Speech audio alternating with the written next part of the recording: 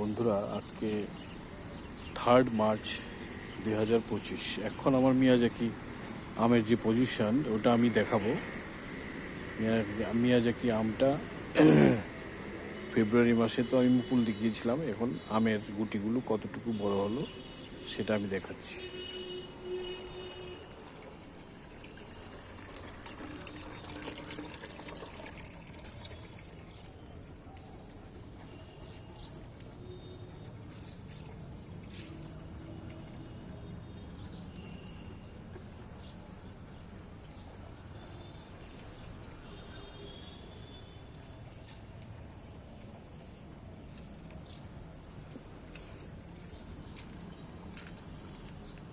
এই যে দেখো আমগুলো,